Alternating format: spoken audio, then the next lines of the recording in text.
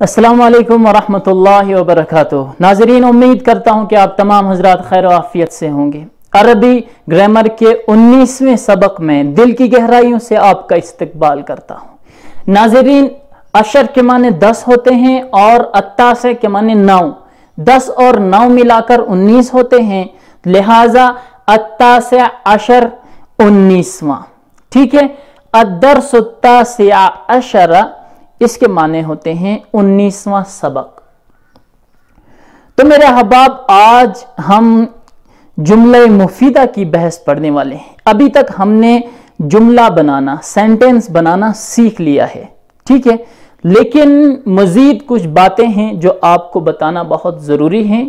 वो क्या है कि जब भी हम जुमला बनाते हैं, कोई सेंटेंस बनाते हैं, तो हमें अल्फाज की ज़रूरत पड़ती है। ठीक है, हमें अल्फाज की ज़रूरत पड़ती है। कभी हम जुमले में 2 लफ्ज़ का इस्तेमाल करते हैं, कभी हम उससे ज़्यादा का इस्तेमाल करते हैं।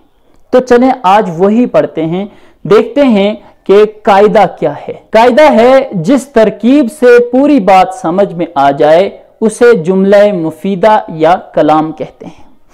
अभी तक आपने तरकीब पढ़ी नहीं है शायद, तो तरकीब का मतलब क्या है? तरकीब का मतलब है जोड़। जब हम जुमला बनाते हैं, मिसाल के तौर पर हमने अल्लाह लिखा, अल्लाह लिखने के बाद हमने एक लफ्ज इसके साथ और जोड़ दिया, वाहिदुन, तो इसी को तरकीब कहते हैं। तरकीब का माने क्या है? जोड़ है। यहां पर अर्रसूल लिखा, हमने एक लफ्ज लिखा, फिर इसके साथ हमने एक लफ्ज और जोड़ दिया, वो क्या है? सादिकुन। तो जब हमने 2 लफ्ज को जोड़ा तो इसको क्या कहेंगे? इस अमल को तरकीब कहेंगे। तरकीब के माने जोड़ है। तो चलें, क्या कायदा है? कायदे में क्या कह रहे हैं कि जिस तरकीब से पूरी बात समझ में आ जाए, जिस तरकीब से यानी जिस भी जुमले से, जिस जोड़ से। तो यहां पर अल्लाह वाहिदुन, अल्लाह एक है, तो आपको इस जुमले से पूरी बात समझ में आती है, तो क्या कहेंगे? इस जुमले को जुमला मुफीदा कहेंगे। जिस तरकीब से पूरी बात समझ में आ जाए उसे जुमला मुफीदा या फिर क्या कहेंगे? कलाम कहेंगे।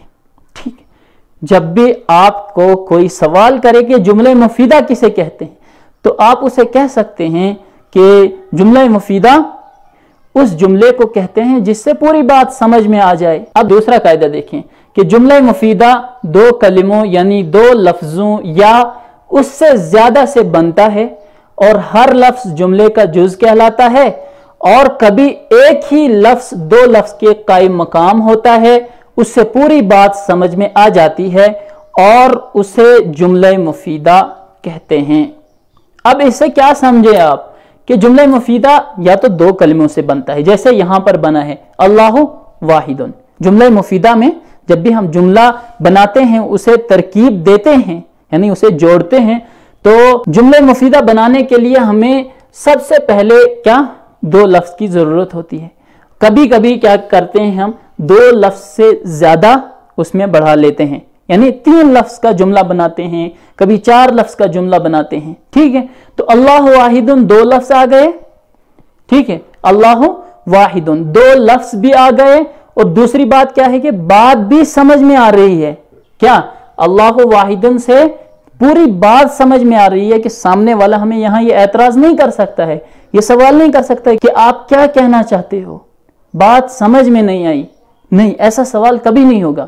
लेकिन बरअक्स इसके कि अगर आप सिर्फ अल्लाह कहकर चुप हो जाएं, तो सामने वाला यही कहेगा कि भाई आगे तो बताओ, अल्लाह की कुछ सिफत बयान करो, अल्लाह क्या चाहता है, आप क्या कहना चाहते हैं, बात समझ में नहीं आई। और जब आप अल्लाह वाहिदुन कहेंगे, 2 लफ्ज जोड़ लेंगे, तो क्या होगा? सामने वाले को बात, अच्छा आप कहना चाहते हैं कि अल्लाह एक है। ठीक है, इसी तरह अर्रसूल सादिकुन में देख लीजिए आप, रसूल सच्चा है। ठीक है, बात पूरी समझ में आ रही। तो इस जुमले में देखें कि जुमला मुफीदा बनाने के लिए हमें सबसे पहले किसकी जरूरत होती है? कम से कम 2 लफ्ज हों। 2 लफ्ज हम ले आए, लेकिन इसके बाद हमने अब जांचना है कि क्या इन 2 लफ्जों से पूरी बात समझ में आ रही है। ठीक है, बात समझ में आ रही है, मतलब निकल रहा है। और रसूल सादिकुन, रसूल सच्चा है। तो हर एक कहेगा कि हाँ भाई जुमला पूरा हो रहा है, इससे फायदा हो रहा है, तो इसको भी क्या कहेंगे, जुमला मुफीदा कहेंगे। इसी तरह अर्रजुलु ज़ईफुन, आदमी कमजोर है। अलवलदु नाइमुन, लड़का क्या है, सोया है। अस्सनमु आजिजुन, बुत क्या है, आजिज है, वो कुछ भी नहीं कर सकता है। ठीक है, तो ये दो लफ्ज वाला जुमला, तो यहां तक हमने दो लफ्ज के जुमले बनाए। अब कह रहे हैं कि दो लफ्ज से ज्यादा भी जुमले में दो लफ्ज से ज्यादा भी कभी कभी होते हैं, तो देखते हैं दो लफ्ज ज्यादा। कसरा इब्राहिमु अल असनामा, क्या, कसरा इब्राहिमुल असनामा। यहां पर देखें जुमले में दो से ज्यादा अल्फाज का इस्तेमाल हुआ है। तो ठीक है, जुमला मुफीदा बनाने के लिए हमें सबसे पहले किस चीज की जरूरत थी कि कम से कम दो लफ्ज हों, और उससे ज्यादा भी हो सकते हैं। तो यहां पर दो लफ्ज से ज्यादा हम जुमले में इस्तेमाल कर रहे हैं, 3 अल्फाज हैं। तो इसके बाद जो देखना है हमें वो ये कि क्या इस जुमले से पूरी बात समझ में आ रही है, क्या सुनने वाला इस जुमले को पूरी तरह समझ पाएगा। तो देखें तर्जुमा क्या है, कसरा इब्राहिमुल असनामा, इब्राहिम ने बुतों को तोड़ दिया, इब्राहिम ने बुतों को तोड़ दिया। तो बात पूरी समझ में आ रही है, सुनने वाले के जहन में ये इश्काल नहीं पैदा हो सकता, उसके जहन में ये सवाल नहीं पैदा हो सकता कि भाई क्या कहना चाहता है। नहीं, पूरी बात समझ में आ रही है। अकलल फ़अरु तआमा, 3 लफ्जों का इस्तेमाल हुआ है, और उसके बाद इस जुमले से पूरी बात भी समझ में आ रही है। वो कैसे कि इसका तर्जुमा है, चूहे ने खाना खा लिया, चूहे ने खाना खाया। तो जुमला पूरा बन रहा है, जुमले में 2 या उससे ज्यादा अल्फाज भी पाए जा रहे हैं और बात भी पूरी समझ में आ रही है, तो इसको भी हम जुमला मुफीदा कह देंगे। ठीक है, इसी तरह ज़हबन नासु लिल ईद, ज़हबा माने गए, नास माने लोग, लिल ईद ईद के लिए। ठीक है, लोग ईद के लिए चले गए, लोग ईद नमाज के लिए चले गए। इसमें भी देखें आप कि 2 से ज्यादा अल्फाज का इस्तेमाल हुआ है और बात भी पूरी समझ में आ रही है। नसरल्लाहु अब्दहु, अल्लाह ने, नसरल्लाहु, अल्लाह ने अब्दहु, अपने बंदे की मदद की। ठीक है, 2 से ज्यादा जुमलों का इस्तेमाल भी हुआ है और इस जुमले से हमें बात भी पूरी तरह से समझ में आ रही है। तो इस जुमले को भी क्या कहेंगे हम, जुमला मुफीदा कहेंगे। अब इसके बाद देखें क्या कह रहे हैं, और हर लफ्ज जुमले का जुज होता है। तो इन मिसालों में देखें आप, अल्लाहु वाहिदुन, तो ये पूरा जुमला है, इसमें अल्लाह जुमले का जुज है, वाहिदुन भी जुमले का जुज है। इसी तरह कसरा इब्राहिमुल असनामा पूरा जुमला है और इसमें कसरा जुमले का जुज है, इब्राहिम भी जुमले का एक जुज है, और इसी तरह अल असनाम भी जुमले का एक जुज है। यहां तक बात हो गई। इसके बाद है, और कभी कभी एक ही लफ्ज 2 लफ्ज के कायम मकाम होता है। क्या, कभी कभी एक ही लफ्ज 2 लफ्ज के कायम मकाम होता है। वो कैसे, यहां पर एक लफ्ज जैसे है अल्लाह है, और रसूल है, और रजुल है, तो एक लफ्ज से क्या है, जुमला नहीं बनता है। ठीक है, आप यही कहेंगे कि एक लफ्ज से भाई जुमला नहीं बनता है, सेंटेंस नहीं बनता है। लेकिन साहिब किताब कहते हैं कि अगर एक लफ्ज 2 लफ्ज के बराबर हो तो क्या उस वक्त जुमला बन पाएगा। तो आप क्या कहते हैं इस बारे में। साहिब किताब तो यही कहते हैं कि एक लफ्ज कभी कभी 2 लफ्ज के बराबर होता है। तो ठीक है, अगर ऐसा मामला है, अगर एक लफ्ज 2 लफ्ज के बराबर होता है तो हम मान लेंगे भाई कि वो जुमला बन सकता है। वो कैसे, मिसाल के तौर पर यहां पर आप लिखिए ज़रब तो, ये ज़रब तो के माने हैं मैंने मारा। ठीक है, ज़रब तो के माने हैं मैंने मारा। ठीक है, इसके माने हैं मैंने मारा। अब इस लफ्ज में देखें हम ज़रबतु, ज़रबा ये फ़ेल माजी है, आपको पढ़ाया गया है पहले, और तू ये भी आप पढ़ चुके हैं, ये ज़मीर है, ये ज़मीर मुतकल्लिम है। मैं बात करने वाला हूं, यानी इस वक्त मैं बोल रहा हूं तो मैं क्या हूं, मुतकल्लिम हूं। तो ज़रबतु में जो तू है ये वाहिद मुतकल्लिम की ज़मीर है। इसका मतलब है मैंने मारा, एक ही लफ्ज है, दो लफ्ज के कायम मकाम हुआ। ठीक है, ये एक ही लफ्ज है और पूरी बात समझ में आ रही है। इसकी तहकीक करते हैं, जांच पड़ताल करते हैं कि ये कैसे दो लफ्ज के कायम मकाम हुआ। ठीक है, तो देखें आप, ये ज़रबतु है, असल में ये ज़रबतु अना है। क्या असल में ज़रबतु में अना की ज़मीर है। ये लफ्ज जो है ना तू, इसमें असल में अना की ज़मीर पोशीदा है। ठीक है, इसमें असल में अना की ज़मीर पोशीदा है। ज़रबतु अना, ठीक है, ज़रबतु अना, हम अना को नहीं पढ़ते हैं, ज़रबतु ही पढ़ लेते हैं, लेकिन क्या है, ये दो लफ्ज के कायम मकाम होता है। ठीक, आप ये बात समझ में आ गई। इसी तरह मुतकल्लिम का कोई भी सेगा इस्तेमाल हो, ज़रबतु है और रजातु है, कतबतु मैंने लिखा, कुलतु मैंने कहा, क़रअतु मैंने पढ़ा, इस तरह के तमाम जो अल्फाज है ना, एक ही लफ्ज है लेकिन ये दो लफ्ज के कायम मकाम है, दो लफ्ज के बराबर है। तो इन अल्फाज से जुमला वाज़ेह होता है, बात समझ में आ जाती है, लिहाजा हम इनको जुमला मुफीदा कह सकते हैं। ठीक है, यहां तक बात समझ गए।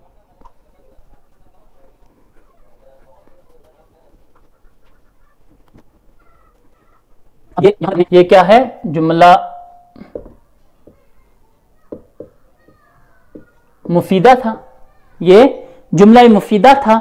लेकिन जुमला गैर मुफीदा क्या होता है, जुमला गैर मुफीदा, जुमला गैर मुफीदा क्या होता है, यानी वो जुमला जिससे फायदा ना हो। ठीक है, जिस जुमले का कोई माना ना हो, पूरा जिस जुमले से सामने सुनने वाले के जहन में कोई सवाल पैदा हो, वो जुमला क्या होगा। जैसे यहां पर है अर्रसूल सादिकुन, अगर हम इसको अर्रसूल सादिकु,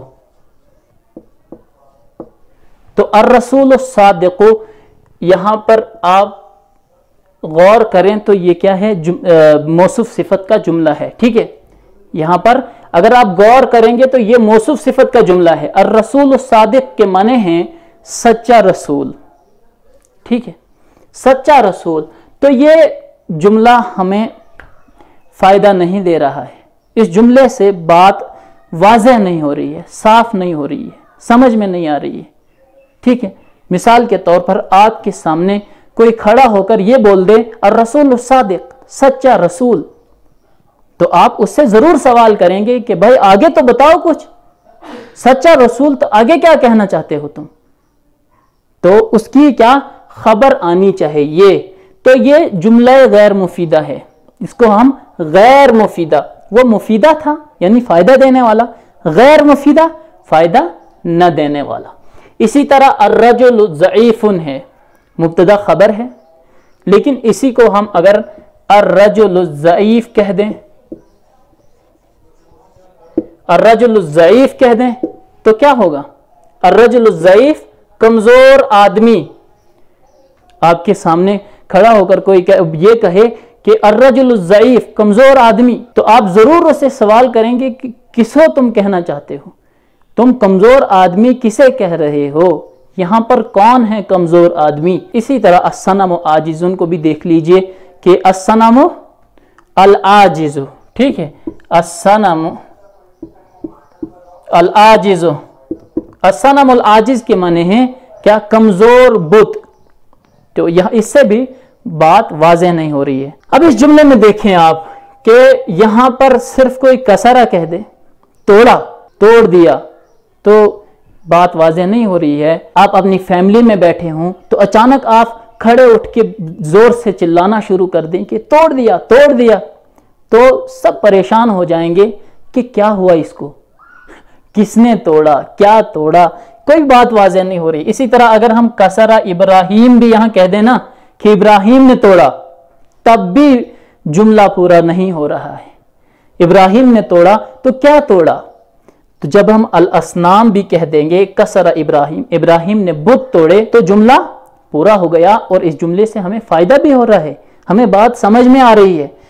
اب یہاں پر آپ اکلا کہہ دیں، کھا لیا، کھا لیا، تو اس سے کیا سمجھیں؟ بات سمجھ میں نہیں آ رہی ہے۔ اگر الفأر بھی کہہ دیں، اکل الفأر، تو تب بھی بات پوری نہیں ہو رہی ہے۔ اکل الفأر الطعام، چوہے نے کھانا کھا لیا، تو بات واضح ہو گئی۔ اسی طرح کے دوسرے جملے آپ بنائیں اور مشق کریں۔ اب آخر میں ہم یہی کہتے ہیں آپ سے کہ جملہ مفیدہ وہ جملہ ہے جس سے پوری بات سمجھ میں آئے، اور جملہ غیر مفیدہ اس جملے کو کہتے ہیں جس سے پوری بات سمجھ میں نہیں آئے۔ اب مضاف مضاف الیہ کا جملہ بھی ہوتا ہے، مضاف مضاف الیہ کو بھی دیکھیں کہ قلم زیدن، زید کا قلم، تو یہ بھی اس سے بھی پوری بات واضح نہیں ہو رہی ہے۔ یہاں بھی جملے کو ایک خبر کی ضرورت ہے، وہ قلم زیدن جیدن، جیدن میں نے بہت اچھی ہے۔ اب ہم چلیں مشق کے میدان میں، جہاں ہم تمرین کریں گے، پریکٹس کریں گے، مشق کریں گے۔ تو صاحب کتاب نے جو تمرین نمبر 2 یہاں پر لکھی ہے کہ نیچے لکھے ہوئے الفاظ کے بعد یا پہلے ایسے مناسب کلمے بڑھاؤ کہ جملہ مفیدہ بن جائے۔ کیا کھیل کھیلنا ہے یہاں؟ کھیل یہ کھیلنا ہے کہ صاحب کتاب آپ کو صرف ایک لفظ دیں گے، اس کے بعد آپ کو یہ کرنا ہے کہ اس لفظ کے ساتھ یا تو ایک لفظ یا 2 لفظ، یعنی جتنے بھی الفاظ کی ضرورت ہوگی وہ بڑھا کر آپ اس کو جملہ مفیدہ بنائیں گے۔ تو ٹھیک ہے، چلیں، پہلا لفظ کیا ہے؟ البیت۔ البیت کے معنی آپ کو پتہ ہی ہے کہ البیت کے معنی گھر، تو اس کے بعد کیا بڑھائیں گے آپ؟ البیت، آپ خبر لے آئیں قریب، البیت قریب، گھر قریب ہے، تو بات واضح ہو گئی، ٹھیک ہے۔ اس کے بعد الملک، دوسری مثال کیا ہے؟ الملک، الملک، اس کو جملہ مفیدہ بنانے کے لیے بھی ہمیں ایک ہی لفظ کی ضرورت پڑے گی، وہ کیا ہے؟ عادل، لکھ لیں ہم، الملک عادل، بادشاہ عادل ہے، عدل و انصاف کرنے والا ہے، ٹھیک ہے۔ اس کے بعد تیسرا لفظ ہے عبد۔ عبد کے معنی ہے عبادت کی، یہ فعل ماضی ہے، پاسٹ کا کیا ہے؟ ورب ہے۔ تو اس کو جملہ مفیدہ بنانے کے لیے آپ کو کتنے الفاظ بڑھانے کی ضرورت ہوگی؟ ٹھیک ہے، عبد الرجل،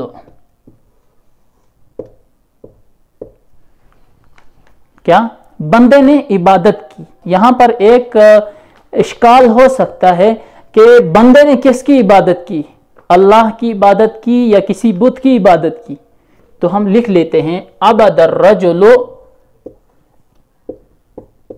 ربہ، بندے نے اپنے رب کی عبادت کی، جملہ مفیدہ بن گیا۔ اس کے بعد چوتھے جملے میں لفظ ہے المسجد، المسجد، المسجد میں آپ کو جملہ مفیدہ بنانے کے لیے کتنے الفاظ جوڑنے ہیں؟ المسجد جمیل، مسجد خوبصورت ہے، تو 2 لفظ سے کیا ہوا؟ جملہ مفیدہ بن گیا۔ اس کے بعد ہے الفأر، الفأر معنی ہوتا ہے چوہا، ٹھیک ہے۔ نمبر 5 الفأر، الفأر کے معنی ہے چوہا، کتنے الفاظ لگیں گے؟ صغیرن کہہ دیجئے آپ، ٹھیک ہے، صغیرن، الفأر صغیرن، چوہا چھوٹا ہے۔ اس کے بعد نمبر 6 پر دیکھیں آپ کے نمبر 6 پر آپ کے لیے لفظ ہے ڈیش، اس کے بعد ہے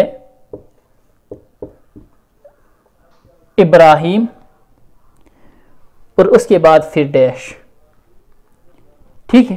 آپ کو دو لفظ جوڑ کر اس کو جملہ مفیدہ بنانا ہے۔ تو شروع میں آپ وہی لکھ لیں، میرے ذہن میں بھی اس وقت کوئی لفظ نہیں ہے، کسرا ابراہیم الاسنام، ٹھیک ہے، جملہ مفیدہ بن گیا۔ اس کے بعد نمبر 7 پر ہے ڈیش ڈیش اور الناس، ڈیش ڈیش اور الناس، ایک ہی لفظ لگا کر آپ کو جملہ مفیدہ بنانا ہے۔ تو کیسے بنائیں گے آپ؟ ٹھیک ہے، یہاں پر ہم لفظ لگائیں گے اجتماع۔ اجتماع کے معنی ہوتے ہیں جمع ہونا، ایک جگہ جمع ہونا۔ اجتماع الناس، لوگ ایک جگہ جمع ہو گئے، جملہ بن گیا، ٹھیک ہے۔ اس کے بعد نمبر 8 پہ ہے، نمبر 8 ہے اللہ ڈیش ڈیش اللہ۔ اب یہاں پر آپ کون سا لفظ لگا کر اس کو جملہ مفیدہ بنائیں گے؟ ٹھیک ہے، ہم لگائیں گے یہاں پر ربنا، ٹھیک ہے، ربنا۔ تو کیا جملہ بنا؟ ربنا اللہ، ہمارا رب کیا ہے؟ اللہ ہے۔ نمبر 9 جملہ، نمبر 9 پر کیا ہے؟ ڈیش ڈیش اور الشمس۔ الشمس، الشمس کے معنی سورج ہے، یہاں پر ہم لکھیں گے اطلعت، اطلعت الشمس۔ الشمس سورج، عربی میں یہ مؤنث استعمال ہوتا ہے، مؤنث سمائی ہے، تو اس کے لیے ہم نے واحد مؤنث غائب کا صیغہ لایا۔ اطلعت الشمس، سورج طلوع ہوا۔ اس بحث کو انشاءاللہ آپ آئندہ پڑھ لیں گے۔ تو میرے احباب، آج کے لیے اتنا ہی کافی ہے، اس لیے اپنے میزبان کو دیجیے اجازت، ملتے ہیں اگلے سبق میں، تب تک کے لیے اپنا خیال رکھیے گا، خدا حافظ۔